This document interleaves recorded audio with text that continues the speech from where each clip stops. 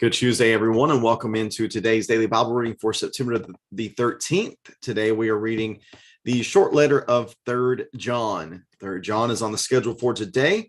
Let me go ahead and get our text up on the screen for us, and we will get to reading 3rd John. We've made our way so far through the Gospel of John. We've read together the letter of 1st John. We've read 2nd John. And now we're going to wrap up the letters of John, or I guess, we hit the gospel. We're going to wrap up the letters today. And then tomorrow we're going to get into the revelation of John. I was given to him by Jesus. That's going to be a very enjoyable read. Most people think that'd be an intimidating read, but I'm really excited for the way I think I'm going to go about attacking that read, at least the way that we're going to talk about it in this particular thing, in this particular type of efforts. We're not going to be just dissecting every single little bit, for we could spend the next 10 years doing that if we want to in the Revelation. But instead, we're just going to approach it from whenever you say simplistic, people might think that that's shallow, but I'm not wanting to do a shallow look at Revelation. I do want to keep it simple because I don't want us to get caught up in the weeds. But I hope that the way we go about reading through that text will be really beneficial for us. So I'm really looking forward to getting into that tomorrow. But to begin with here, we need to finish up John's letters first. Today, again, with 3rd John. 3rd John, chapter 1, the only chapter, and verse number 1. The elder to my friend Gaius, whom I love in the truth. Dear friend, I pray that you are prospering in every way and are in good health, just as your whole life is going well. For I was very glad when fellow believers came and testified to your fidelity to the truth, how you are walking in truth. I have no greater joy than this, to hear that my children are walking in truth. Dear friends, you are acting faithfully in whatever you do for the brothers and sisters, especially when they are strangers. They have testified to your love before the church. You will do well to send them on their journey in a manner worthy of God, since they set out for the sake of the name, accepting nothing from the pagans. Therefore, we ought to support such people so that they can be co-workers with the truth. I wrote something to the church about Diotrephes, who loves to have first place among them, who loves to have first place among them, does not receive our authority. This is why, if I come, I will remind him of the work he is doing, slandering us with malicious words. And he is not satisfied with that. He not only refuses to welcome fellow believers, but he even stops those who want to do so and expels them from the church. Dear friends, do not imitate what is evil, but what is good. The one who speaks good is of God. The one who does evil has not seen God. Everyone speaks well of Demetrius, even the truth itself, and we also speak well of him. And you know that our testimony is true. I have many things to write to you, but I don't want to write to you with pen and ink. I hope to see you soon, and we will talk face to face. Peace to you. The friends send you greetings. Greet the friends by name. 3rd John.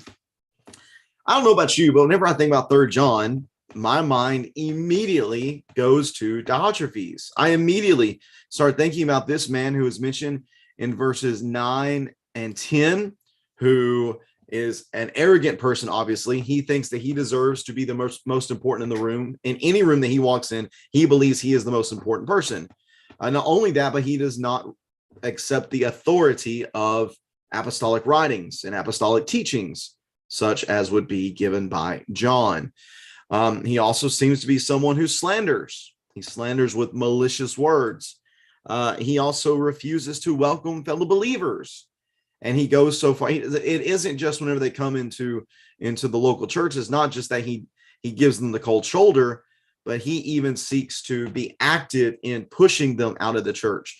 So Demetrius, he's a bad dude. He is not a person who would help a local church to be prosperous and to thrive and to grow. Maybe you know a Diotrephes. Maybe you've experienced a Diotrephes. I certainly have in my life, and in serving or in being within the Lord's local churches, and it's unfortunate, and they cause a lot of problems, and they're just very frustrating to have to deal with. But here's the look I want to take at 3 John for today. Again, whenever we come to 3 John, we focus on Diotrephes. But here's why that's a problem. That's a problem because there's actually 3 people who are focused on here within 3 John. We focus on the middle person, Diotrephes, who's the bad guy. But did you notice as we read that there's actually 2 good guys that are mentioned? 2 men who are praised and lauded for their faithfulness. First one, of course, being Gaius. To my dear friend Gaius, the recipient of this letter, he says, John says, I was very glad when fellow believers came and testified to your fidelity in the truth, how you are walking in the truth. So while we might focus on Diotrephes, there's this other guy who's doing the right things. This man is walking in the truth. We noticed yesterday in our read in 2 John how much truth is an emphasis in these short letters of John. And here's a guy who actually is doing things well. He is committed to the truth. Not only that, but it says that he has also been very hospitable to brothers and sisters. And this is really the true, I think the true historical meaning of hospitality is when you welcome people who are strangers who you don't know. Yes, they were brothers and sisters, but he didn't know these brothers and sisters, and yet he received them and he cared for them and he provided for them. And John here very much commends him for doing this. You will do well to send them on their journey in a worthy manner of the Lord. They have testified to your love before the church. So here we have an individual, Gaius, who not only himself is walking in the truth and living in the truth, but he's also supporting those who are striving to do the same. This is a good guy.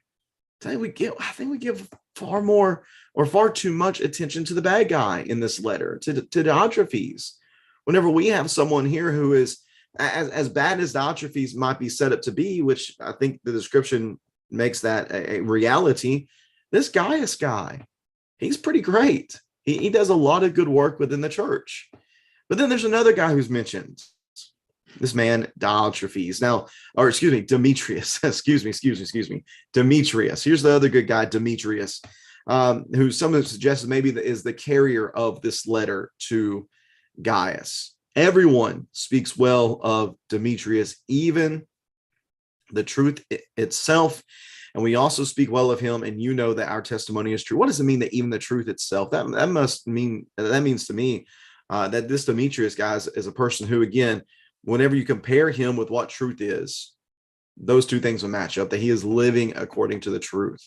So while we might think about 3 John as being a negative letter that's focusing a lot on this bad character that is Diotrephes, and while it is appropriate to give him attention so that we can strive to not be a Diotrephes, let me suggest to you that this is an overall good letter. That yes, there might be this bad guy, but we also have these 2 good guys. We have Gaius and we have Demetrius, 2 good men, 2 good disciples who were encouragers, who were encouraging because of their faith. And with that said, with this letter being what it is, 3 guys, 2 of them are good, 1 of them are bad. And though we focus on the bad one, I think that leads me to this conclusion that it is really easy for us to focus on the negative, isn't it? It's really easy for us to focus on those who are making life difficult for us, who are causing things to be more difficult than they ought to be, or than they already are. Maybe this letter can be a good Kickstarter for us to focus on the good, focus on those in our lives who are doing good things for the Lord, because more than likely, I guess I can't say this with certainty, more than likely there's a lot more going on in our lives than bad.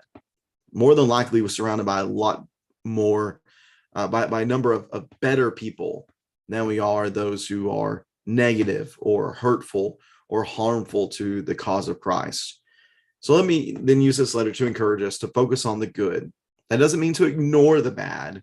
That doesn't mean to just let the bad continue on. No, we need to address that. John even says he's going to do that, isn't he? He says, when I come, I'm going to talk to that guy face to face. I'm going to let him know I know about what you're doing, and he needs to stop. So yeah, we have to address it, but let's not allow the negative people in our lives to dominate our thoughts. Let's not allow them to dominate our focus. Let's instead allow those who are doing good things to encourage us. Let them dominate our thoughts. Let them dominate our focus. Let them have first place in our minds. Let's be encouraged in that instead of being discouraged by those who are negative influences and are causing problems. So encourage us all today to think about those in our lives who encourage us. Think about those in our lives who are walking in the truth. Let's think about those who the truth even itself testifies to their goodness. And maybe we can even reach out to those people and thank them for the encouragement that they offer to us.